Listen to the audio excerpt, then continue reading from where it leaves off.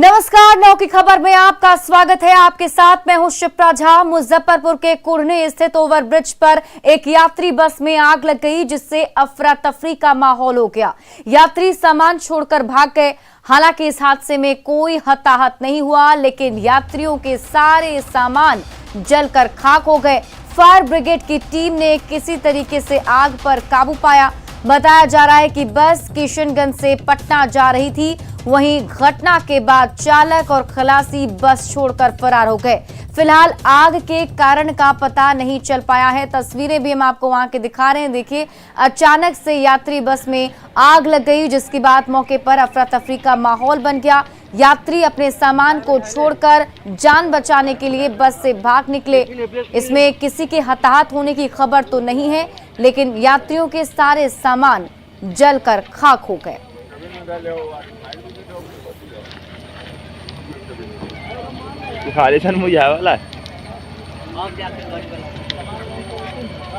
जिते आगे ला कंट्रोल करती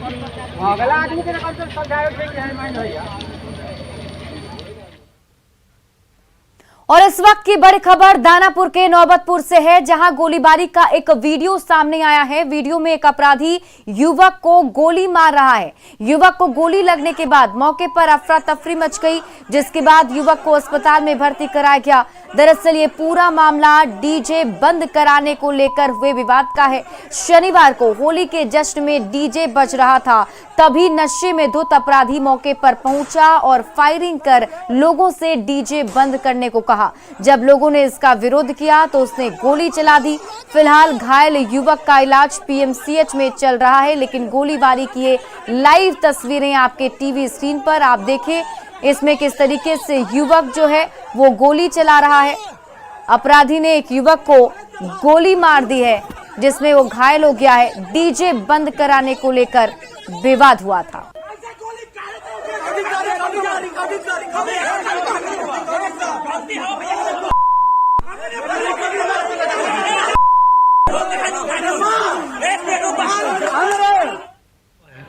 विजयवा कोई फिर बोला विजयवा जाई थल रोड पर खा रहा ना हो। हाँ, हम जाई थली अभी थली बोले से तो लम्बा ठीक।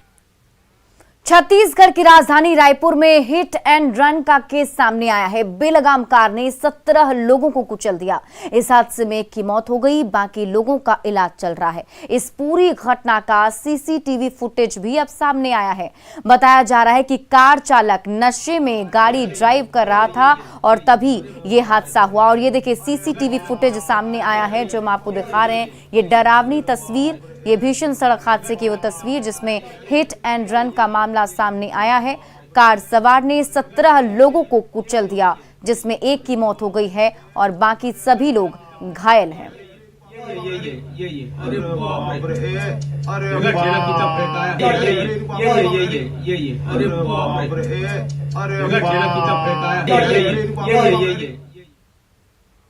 होली के बाद बिहार में 3 जिलों में 30 लोगों की संदिग्ध स्थिति में मौत हो चुकी है। भागलपुर में 16, बांका में 10, जबकि मधेपुरा में 4 लोगों की मौत हुई, जिससे पूरे इलाके में हड़कंप मचा हुआ है।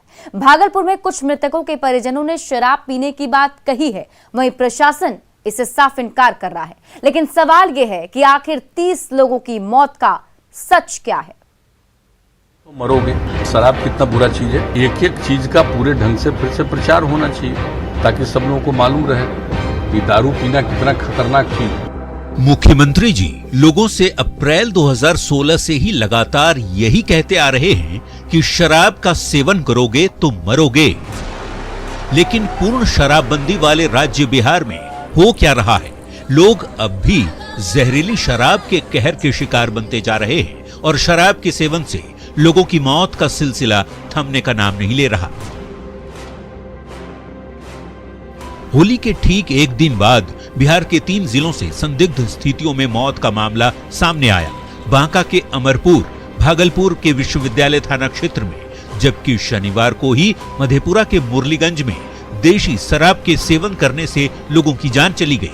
परिजन कह रहे हैं कि मौत जहरीली शराब पीने से हुई, लेकिन प्रशासन शराब से मौत की बात को खारिज कर रहा है। क्या है कारण? संदिग्ध है और इसका जो भी सत्यापन उपरांत आपको जानकारी मिलेगी। पोस्टमार्टम क्या अभी ये हम लोग सत्यापन कर रहे हैं, क्योंकि आप लोग भी देख रहे थे कि हम लोग आने के बाद अभी भोजन और इन्हीं सब चीज़ों में व्यस्त आगे की प्रक्रिया में हम लोग लग रहे हैं। ये हाल तब है जब सख्त अधिकारी के पाठक को शराबबंदी का जिम्मा दिया गया है।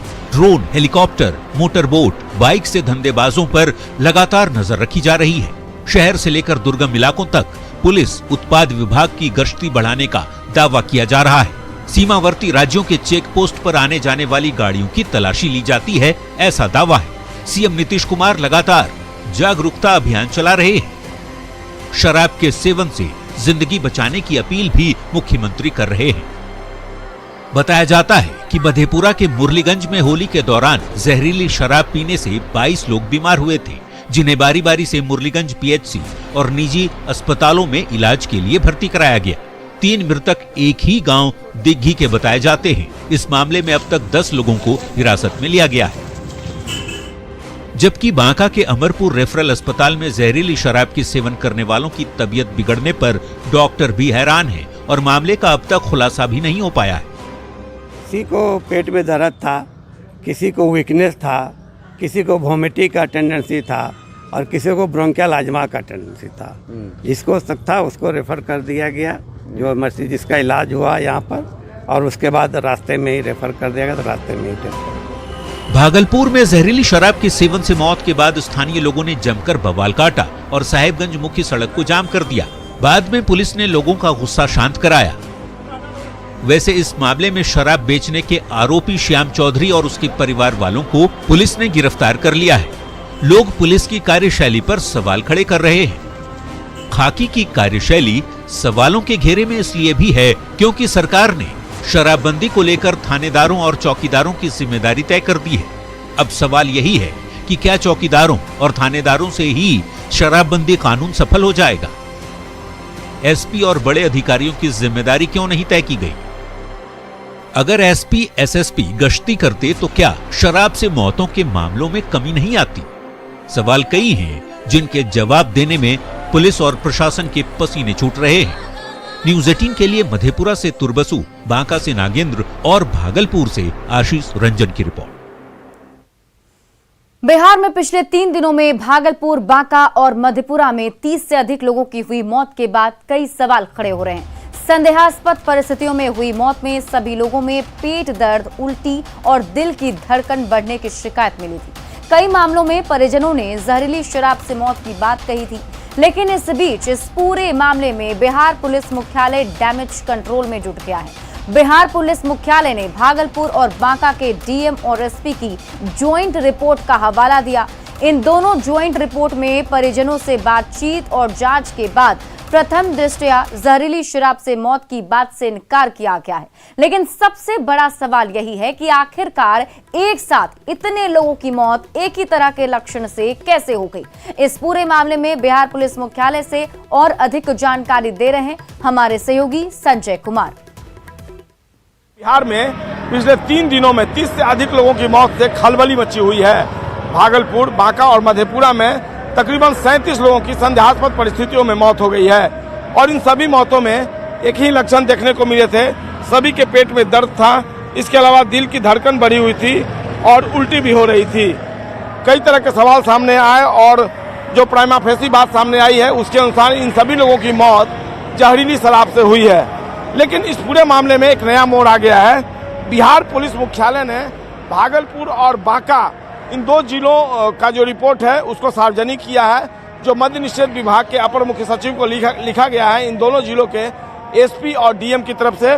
और बिहार पुलिस मुख्यालय ने किस तरीके से डैमेज कंट्रोल की कोशिश की है, ये बिहार पुलिस मुख्यालय का ये जो व्हाट्सएप ग्रुप है उसमें इन दोनों जो रिपोर्ट्स हैं उनको सार्वजनिक किया गया है और इसमें इस बात की चर्चा की गई है और इसमें बताया गया है कि भागलपुर में जो नाम सामने आए हैं, चाहे वो 25 साल के मिथुन कुमार का हो या फिर विनोद राय का हो, फिर संदीप यादव का हो या फिर जो एक और नाम है जिसमें इनका नाम बताया गया है नीलेश कुमार, इन सभी मौतों को जो भागलपुर के जिलाधिकारी और एसपी हैं, वो एसएसपी हैं, वो मानते हैं कि अब जहरीली शराब से मौत नहीं हुई है। और बिहार पुलिस मुख्यालय ने सुबह सुबह इस रिपोर्ट को पुलिस मुख्यालय के व्हाट्सएप ग्रुप पर डाला है, यानी पुलिस मुख्यालय डैमेज कंट्रोल की कोशिश में जुट गया है। इसके अलावा बांका के डीएम और एसपी का जो ज्वाइंट रिपोर्ट है उसको भी बिहार पुलिस मुख्यालय के व्हाट्सएप ग्रुप पर डाला गया है और इसमें कई बातों की चर्चा की गई है। उसमें ये बताया गया है तकरीबन 9 लोगों के नाम दिए गए हैं और इसमें इन बातों की चर्चा की गई है कि जैसे रघुनंदन पोद्दार हैं, इसके अलावा दूसरा नाम है जिनका नाम बताया गया है कि राजा तिवारी, इसके अलावा सुमित मेहतर, इसके अलावा कई और नाम है, आशीष सिंह, फिर 5वां नाम है राहुल सिंह। तकरीबन 9 नाम है। इसमें बताया गया है कि जो सूचना मिली है, जो परिजन है उनसे अनुमंडल पदाधिकारी बांका और अनुमंडल पुलिस पदाधिकारी बांका ने जाकर बातचीत की है और अपने स्तर पर जांच की और जांच के क्रम में सभी मृतक के परिजनों का बारी बारी से बयान लिया गया है और जो परिजन हैं वो उनकी मौत बीमारी से होना बता रहे हैं। सभी शव का अंतिम संस्कार कर दिया गया है और इसलिए फिलहाल प्रथम दृष्टया यह मामला जहरीली शराब का बनता हुआ नहीं दिख रहा है। लेकिन इस पूरे मामले को लेकर अब पुलिस मुख्यालय जो तर्क दे, लेकिन तमाम तरह के सवाल हैं और जांच जो है वो अंतिम दौर में जब आएगा और जब जांच रिपोर्ट आएगी तब स्थिति स्पष्ट हो पाएगी, क्योंकि अमूमन ये बताया जाता है कि पोस्टमार्टम रिपोर्ट से ही इस तरह के मौतों की गुत्थी जो है वह सुलझ पाती है। लेकिन इस पूरे मामले में बिहार में सियासी तापमान जो है वो काफ़ी बढ़ गया है और कांग्रेस और राजद इन दोनों विपक्षी पार्टियों ने सरकार को घेरने की कवायद की है और सर्वदलीय बैठक बुलाने की मांग एक बार फिर से बिहार में जोर पकड़ने लगी है। हालांकि इस पूरे मामले में सत्तारूढ़ दल भाजपा ने सरकार का बचाव किया है और भाजपा के नेताओं और पार्टी प्रवक्ता का कहना है कि सरकार शराबबंदी कानून को लेकर दृढ़ प्रतिज्ञ है और कृत संकल्पित है और ऐसे में अगर कुछ घटनाएं सामने आई हैं तो इसकी जांच कर दूध का दूध और पानी का पानी किया जाएगा और जो भी लोग दोषी होंगे उनके खिलाफ सख्त से सख्त कार्रवाई की जाएगी। कैमरा पर्सन सुबोध के साथ संजय कुमार, न्यूज़ 18 पटना। भागलपुर के साहिबगंज में 16 लोगों की संदिग्ध मौत मामले की पुलिस प्रशासन लीपापोती में जुटा है, जबकि मृतकों के परिजन दावा कर रहे हैं कि इन लोगों की मौत शराब पीने से हुई है। शराब पीने से बीमार हुए अभिषेक कुमार ने न्यूज़ 18 को बताया कि उसने होली के दिन अपने दोस्तों के साथ मिलकर शराब भी पी थी, जिसके बाद उसकी हालत बिगड़ गई। इलाज के लिए उसे जवाहरलाल नेहरू चिकित्सा अस्पताल में भर्ती कराया गया, जबकि उसके साथ मिथुन की शराब पीने से मौत हो गई। दोस्त था मेरा, वो बोला व्यवस्था हो गया है, उसके बाद हम दोनों मिलकर परसों पिए थे होली के दिन और कल सुबह जगने के बाद हमको देखने में दिक्कत होने लगी। तो अभी आपने सुना कि शराब पीने से बीमार हुए अभिषेक ने न्यूज़ 18 पर साफ साफ कहा कि उसने शराब पी थी और शराब पीने से ही उसकी तबीयत बिगड़ी। शराब पीने से ही उसकी आंखों की रोशनी कम होने लगी, लेकिन जिला प्रशासन को इसकी जानकारी नहीं है। उल्टे जब संवाददाता ने अभिषेक के कबूलनामे की बात कही तो डीएम ने साफ साफ कह दिया कि उन्हें इस बात की जानकारी नहीं है। साथ ही उन्होंने मीडिया को संवेदनशील मामले में संयम की नसीहत दे डाली। थे वो तो खुद बोल रहे कि शराब पिए थे हम। अगर इस तरह की कोई सूचना आएगी कि उन्होंने शराब पी है और इस कारण से वो बीमार पड़े हैं, तो जैसा मैंने आपको बताया कि उनके पिता से बात हुई है, डॉक्टर की सलाह पे ही हम लोग बात करते हैं। ऐसी सूचना मेरे पास नहीं है, ठीक है। इस तरह के सेंसिटिव मैटर में किसी सूचना को वेरीफाई करके ही हम लोग उसको पब्लिक डोमेन में लाएं, ऐसा मेरा सब लोगों से आग्रह होगा। तो जाहिर सी बात है कि ऐसे मामलों में अब सवाल तो उठेंगे और न्यूज़ 18 सवाल उठा रहा है कि सभी बीमार लोगों में एक ही लक्षण कैसे है। आप देखें तो जितने लोगों की मौत हुई है सब में एक ही लक्षण देखने को मिली है, तो सवाल बनता है कि सभी बीमार लोगों में एक ही लक्षण कैसे। मौत से पहले सभी में एक ही लक्षण, पेट दर्द, उल्टी और दिल की धड़कन बढ़ रही थी, तो आखिर ऐसा कैसे हो सकता है? कुछ ऐसे सवाल हैं जिसके जवाब देने पड़ेंगे।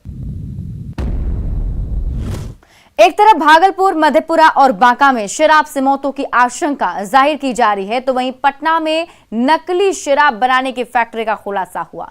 पुलिस ने पत्रकार नगर, गौरीचक और आलमगंज में छापेमारी की, जहां से शराब बनाने के सामान बरामद किए गए। पुलिस के मुताबिक शराब के लिए स्प्रिट कोलकाता और झारखंड से मंगाया गया था। पुलिस स्प्रिट सप्लाई करने को लेकर मद्य निषेध विभाग से संपर्क करेगी। अभी तक 1 दर्जन से ज्यादा लोगों की पहचान की गई, जिनमें कई सफेद पोश भी शामिल हैं। सभी के गिरफ्तारी के लिए पुलिस ने रणनीति बनाई है। दवा बनाने वाली फैक्ट्री से होम्योपैथिक दवा, ब्रांडेड शराब कंपनियों के रैपर, हजारों बोतल और पैकिंग मशीन भी शामिल हैं। इस मामले में अभी 4 लोगों को गिरफ्तार किया गया है। मुजफ्फरपुर के बोचहां विधानसभा उपचुनाव में एनडीए के घटक दल वीआईपी के बगावत को देखकर बीजेपी ने अपना रुख साफ कर दिया है। बीजेपी के प्रदेश अध्यक्ष डॉक्टर संजय जायसवाल ने कहा कि बीजेपी बोचहां विधानसभा सीट पर चुनाव लड़ रही है। एनडीए के सभी घटक दल साथ चल रहे हैं। बीजेपी चाहेगी कि वीआईपी भी साथ में ही चले। एक सीट कोई मुद्दा नहीं होता। एनडीए के सभी पार्टी के जिलाध्यक्षों को 20 सूत्री समेत अन्य जगहों पर बीजेपी, जदयू, वीआईपी और हम पार्टी को समान हिस्सेदारी मिलेगी। अब आगे का रास्ता वीआईपी को तय करना है। गोपालगंज में पार्टी पदाधिकारियों की बैठक करने पहुंचे प्रदेश अध्यक्ष डॉक्टर संजय जायसवाल ने कहा कि बीजेपी और जेडीयू का प्रयास है कि वीआईपी भी बोचहां में साथ में चुनाव लड़े। भारतीय जनता पार्टी इस सीट पर चुनाव लड़ रही है और हम सब अभी तक साथ चल रहे हैं। आगे हम लोग चाहेंगे कि वीआईपी भी साथ में चले। एक सीट कोई मुद्दा नहीं होता है। बहुत सारे सभी पार्टी के जिला के अध्यक्ष हैं। चारों पार्टियों के जिला के अध्यक्षों को हम एडजस्ट करना चाह रहे हैं 20 सूत्री में। इसके अलावा भी और भी सभी चीज़ों में, सब में हम वीआईपी हो चाहे हम हो, भाजपा और जदयू समानुपातिक हिस्सेदारी देगी। आगे का रास्ता उनको तय करना। सिवान के शिखर सिनेमा हॉल में फिल्म द कश्मीर फाइल्स देखने के लिए दर्शकों की भारी भीड़ उमड़ी। दरअसल बजरंग दल की तरफ से पूरे हॉल को बुक कर लिया गया, जिसके बाद बड़ी संख्या में दर्शक पहुंचे और फिल्म द कश्मीर फाइल को देखा। पूरा शो हाउसफुल था। पूरा सिनेमा हॉल जय श्री राम के नारों से गूंज उठा। फिल्म देखने के बाद दर्शकों ने इसकी तारीफ की और सच्चाई दिखाने के लिए फिल्म के डायरेक्टर विवेक अग्निहोत्री को धन्यवाद दिया।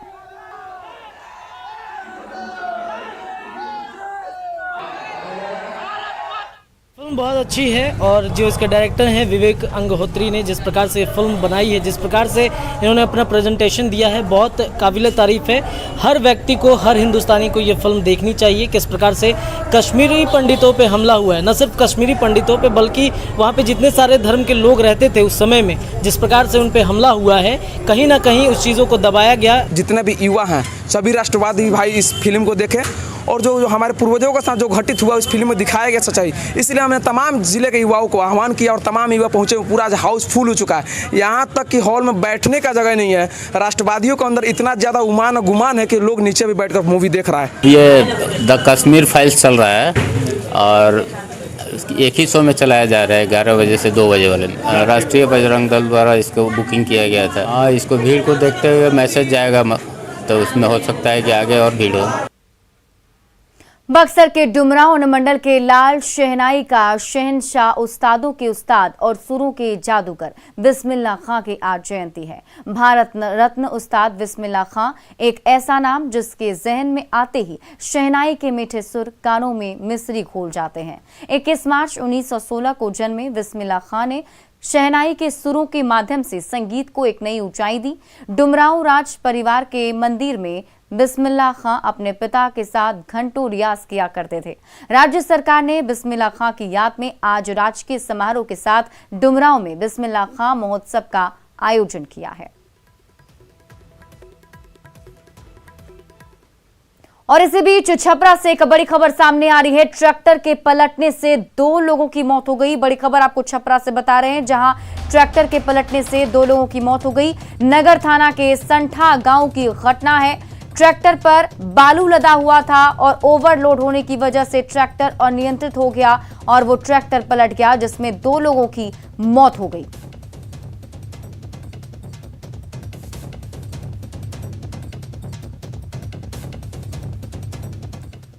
कटिहार के आजमनगर स्थित सेंट्रल बैंक ऑफ इंडिया की शाखा में भीषण आग लग गई, जिससे मौके पर हड़कंप मच गया।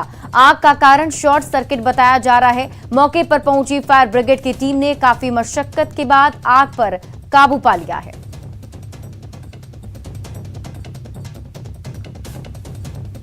और फिलहाल इस बुलेटिन में अभी के लिए बस इतना ही, लेकिन न्यूज़ 18 बिहार झारखंड पर खबरों का सिलसिला लगातार जारी है।